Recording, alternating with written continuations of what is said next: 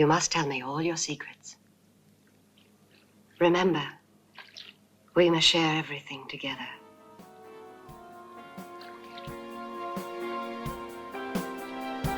Everything.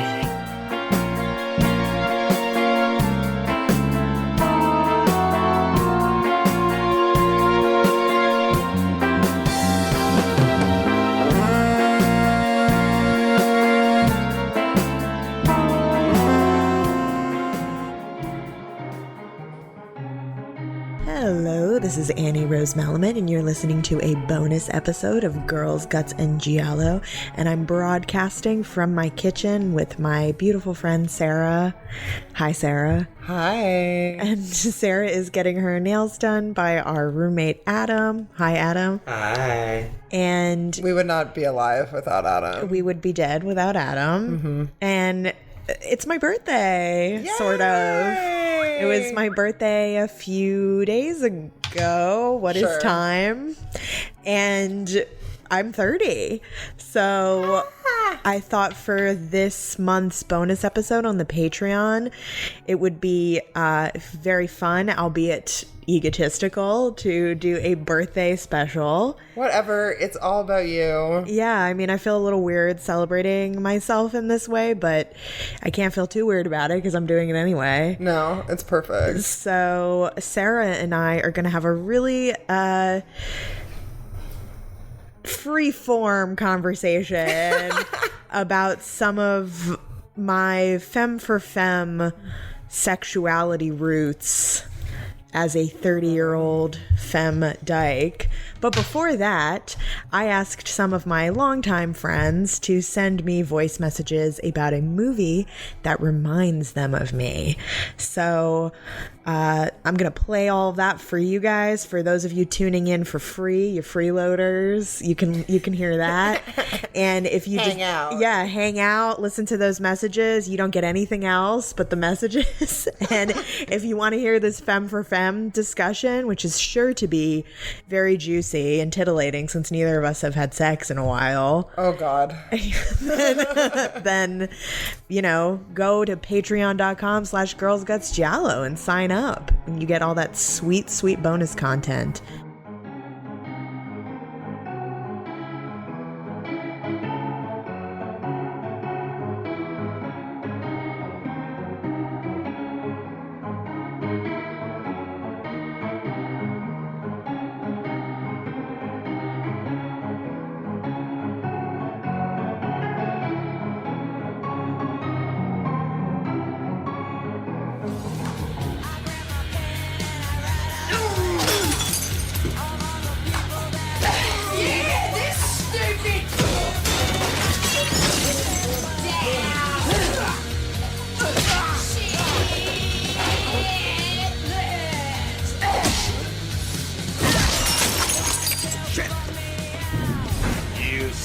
It's not like porn. A movie that comes to mind when I think of Annie is Natural Born Killers. Juliette Lewis is a young, beautiful, vengeful woman who turns her trauma into sadistic action, while Woody Harrelson is a ride or die, just like Annie is to her friends. And together, the two wreak havoc to the coolest and most chaotic soundtrack, with everyone from Diamond Galas to Nine Inch Nails on it, and it is oh so cool. Altogether, the film is groundbreaking and a force to be reckoned with, just like our beloved friend Annie. You seem uncomfortable. Do I make you nervous, Corky? Hi, Annie. Happy birthday. It's Sue. My brain is terrible at being a reference, but the first movie that comes to mind and reminds me of you is Bound, specifically Jennifer Tilly in Bound. She's clever, smart, ambitious, and so sexy. The film noir and queerness make me think of your killer aesthetic, plus hot women being tied up. I think you can do whatever you put your mind to, and I hope this year is super abundant. Love you, Annie. Laser, your mom and I sense that there's some other stuff going on in your life. We just want to be let in. What do you mean? Are you having a relationship with someone? You can tell us, honey. We would understand and support you. Look, I only met him once. What do you mean, once? Did he find you online? Wait. What? Wait, who did you meet once? Paul. Paul? Who's Paul? I met him with Joni. Why was Joni there? She set it up. Forget the setup. Who's Paul? Our sperm donor.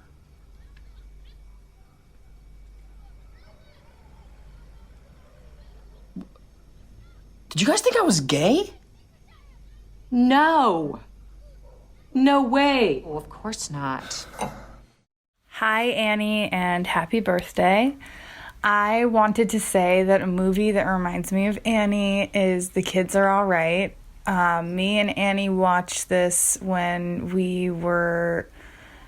she was in LA, and we were just, I think, having like a day where we were just doing nothing but like watching movies, and we kind of went down a rabbit hole of like this one director.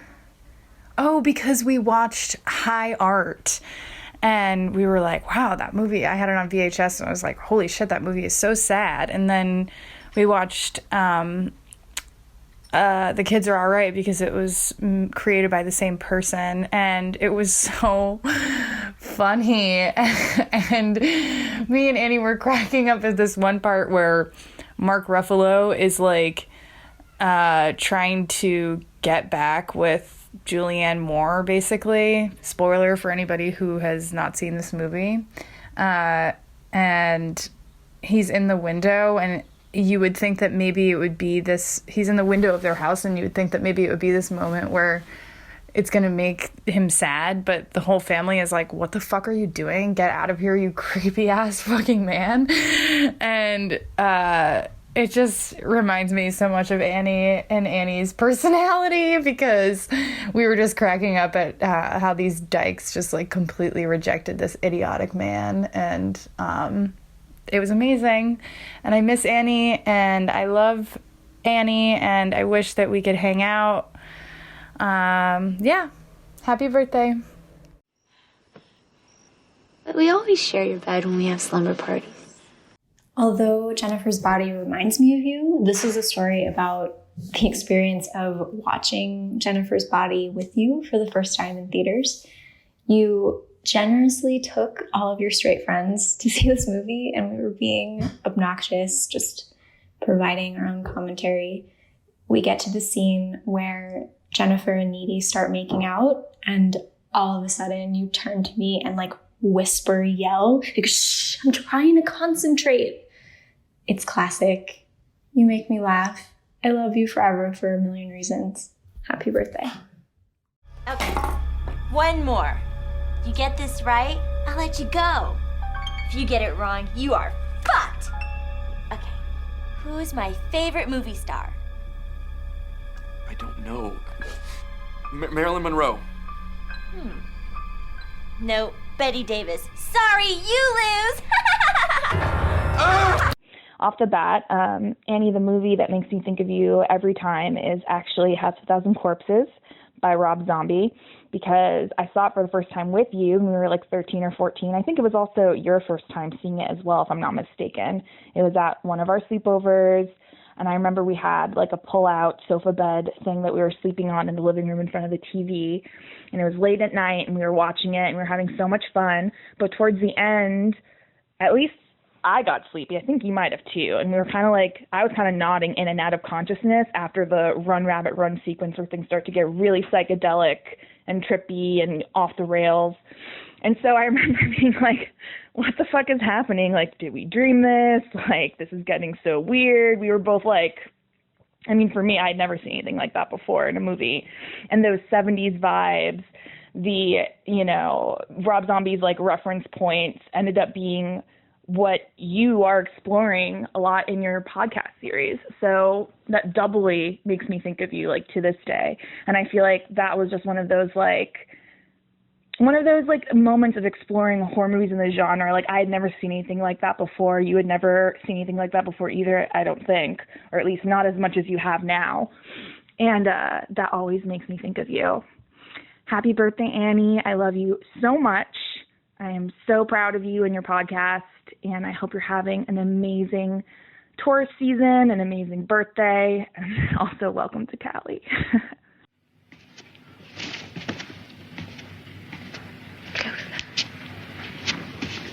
Close Closer. Closer.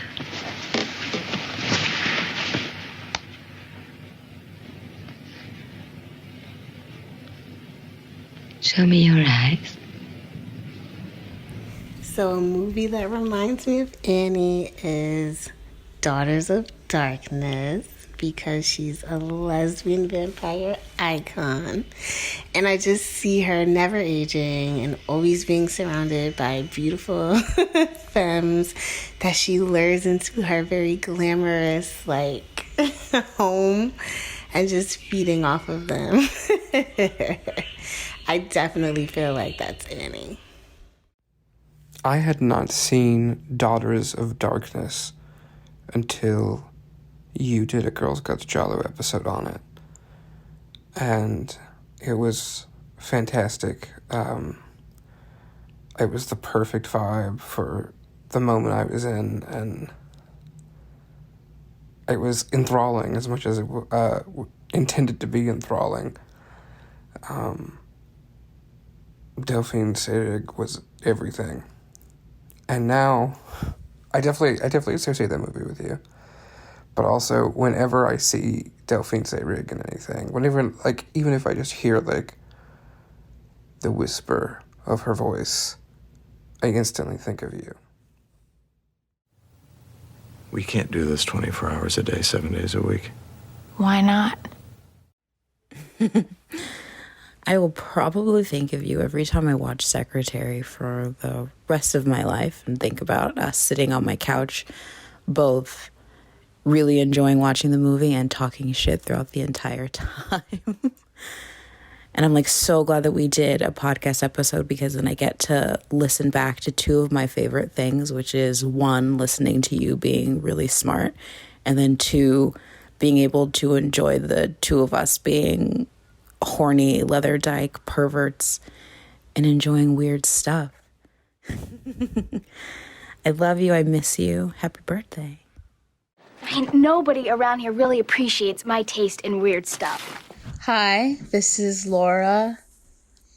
A film that reminds me of Annie is Halloween Town.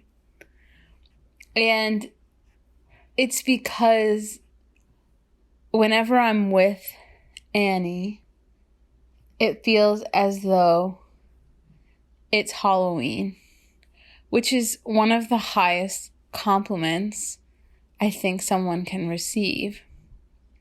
There's always this feeling of dark humor and this feeling of adventure and spookiness in the way that you feel excited about Halloween when you're a kid. Even though now you know the true horrors of the world, or all of us do, there's this beauty in the way that Annie is in the world that brings you back in some way to the innocent Halloween Town that we loved as children, despite all that's wrong. There's a feeling that anything's possible and anything that can be imagined and anything can be around the corner. But there's also this safety with Annie that even if it's scary, it's probably just your dentist with a weird mask on. So yes, the movie that reminds me of Annie is Halloween Town. And I'd like to wish Annie the happiest of birthdays and a wonderful and beautiful escape and adventure in whatever she chooses to do that day. I don't know if it's because we've watched so many movies together I can no longer count, or I'm just terrible at making a choice, but Annie reminds me of 80s horror personified. There's something undoubtedly timeless about her, but also this particular edge that's undeniable. When I think of Annie, I think of a warm nostalgia for the past. Annie is that classic type of person. Always reliable, always a good time, never disappoints. What are you doing? Because you were home. I don't know if I'm too late for this, but the movies that remind me the most of Annie, I'm gonna do a twofer. They are The Strangers and The Happening, because when we dated 12 years ago, 12 years ago, we saw The Strangers, and these like junior high school students were sitting behind us and they were talking the whole time, and near the end of the movie I said to one of them, do you want to go wait outside maybe? And like, I go back and forth on whether that really sounds like I was threatening him, like, you know, I'm gonna meet you out back. But either way, him and his friends didn't talk anymore, and I probably just ruined film going entirely for them. And then the other one is The Happening, because we talked through that entire movie, and it was all based around one, there being this fucking ring that was like a plot point, but we just said that it was a mood ring, and every time a character like handed it to another character or talked about it, they were like, this is a mood ring, and right now it says you want it bad, which was just hilarious to no end, even when it was given to a child. And then the other thing that we would say is, it's happening, or no, that's pretty much it. Yeah, so Annie's the best. 30 years of solid gold, and that's why we all love her so. What movies remind me of Annie? So at first I thought of Pet Sematary because our episode of Girls, Guts, and Giallo. And then I thought of Showgirls because of all the times I got stoned and watched in college. And then I thought of Interview with a Vampire because Annie introduced me to that phenomenon. And, you know, honestly, I realized that anytime I see a movie that's interesting or challenges me or is honestly just really fucking funny, I think of Annie. Because Annie has one of the most unique perspectives on media that I've ever experienced. And that is one of the many reasons why I love her. Happy birthday, Annie! Peter, your strange ideas from last night, they really got to me. This is Lizita wishing Annie a happy birthday. This was a fun question because the obvious choice is The Brood, because we just recorded that podcast, and I feel like that movie will be forever burned into my soul as Annie. But I was thinking I actually have a different answer to this question that is like, when I thought about it a little more.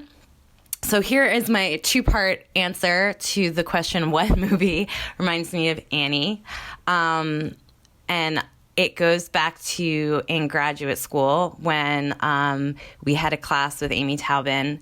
And this was when we first met, and we were like sort of becoming friends, but like, you know, like didn't really know each other that well. And we both are just like such strong personalities. I think it like kind of was like taking a little while for us to like break the ice with each other. And I think our first assignment was to watch the movie Computer Chess. And Annie turned to me and she's like, oh, that's a good movie. You're going to fucking love that movie. And then I went home and I think I watched it more because Annie told me to rather than Amy.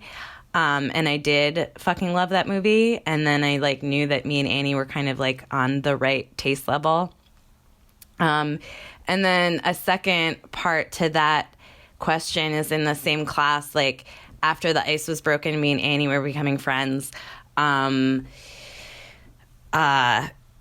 There was an assignment to watch a movie called Little Deaths. and it was kind of like a series of these like personal stories of women talking about their orgasms or their little deaths, and there's sort of like these like a very like long series of like personal interviews. And I think about like halfway through, Annie and I broke into show tune and started singing little deaths, little deaths. And so that movie now forever is a show tune and has been completely changed. So that is my really long-winded answer. I hope you can use some of that, Annie. Of course, I love you, and I love the way that you've gotten me excited about film over the years. And I think your podcast is the best thing to ever happen to anyone. And I wish you a very happy birthday. Bye. The soil of a man's heart is stonier, Lewis. A movie that will always remind me of Annie, my childhood best friend, is Pet Sematary. I remember it's probably the last time I watched it in its entirety was when we were in middle school.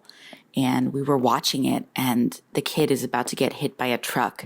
And we just held each other and screamed in a way that I have never done with anyone else while watching a movie, and don't think I could do with anyone else but Annie. I love you for introducing me and encouraging me to watch some of the most fucked up horror movies as a kid that just terrified me and are sort of nostalgic now in my adult life when I look back on some of these Hellraisers and People Under the Stairs. I always think of Annie. I love you. Happy birthday. I am so glad you were born. Love, Emma. In all your wanderings, have you seen others like me? Have you seen even one? Okay, so for my choice of what movie reminds me of Annie, I'm going to go with a strange choice. I'm going to go with the 1982 animated classic, The Last Unicorn, from left field. It's the first movie I ever remember loving. I guess that definitely ages me, but whatevs. It's just sort of burned in my memory as the first movie I can really remember loving. And there's something about the spirit of that really reminds me of Annie and her personality. I think that beyond this sort of joy that you have surrounding like films and movies, I think that exists within your personality. And it's one of the things I think I really enjoy most about your personality. There's like a childlike joy there that's just really refreshing beneath your boss exterior. I think underneath that you're a really genuinely sweet and loving person. And I really appreciate that in our friendship. I don't know, the scene that's really burned into my memory is when the unicorn like goes into the wave of other unicorns at the end of the movie. And I know that you've recently gone through a lot of changes, and man, why are you making me get all emotional? I know you've recently gone through a lot of changes, and I see you like making this move in that similar way. And that's it. Happy birthday, Annie. Could you give us some of your political beliefs? Kill everyone now. Condone first-degree murder. Advocate cannibalism. Eat shit. Filth are my politics. Filth is my life. Hey, my Annie. Hi, girl. Happy birthday. I love you so much. I hope you're having the best day because you really deserve it. And Yeah, it was really hard to, just talk about one movie that reminds me of you. But since at the time I'm recording this, it's John Waters' birthday, I got to go with Pink Flamingos. Not just because we discussed it on your podcast, but because it's iconic and disgusting. And I feel like so are you. And so I just hope you're having the most wonderfully exquisite day, that you're getting spoiled, that people are really showing you how much they love you. And I can't wait to see you when this is all over. Well, I never. Yeah, and you never will with them soup cans on your head. Listen, young lady, I don't know who you are or where you came from, but you most certainly don't fit in this town. Why, you don't even fit in that dress. Listen, sister, if I want your opinion, I'll beat it out of you. Happy birthday, Mommy. It's your baby slut, Jinx Lear. The very idea of movies makes me think of you, but one that's almost inseparable from my adoration of you and your glorious rack is Elvira, Mistress of the Dark, because she is a campy, glam goth, big titty, kinky horror hostess. She never puts up with men's bullshit. She's literally magical and a nympho outsider freak whose humor and horniness leads people to see beyond their own insular perspectives. And obviously, I identify with every person in the film who has a huge boner for Elvira and therefore does service tasks in her honor. I love you.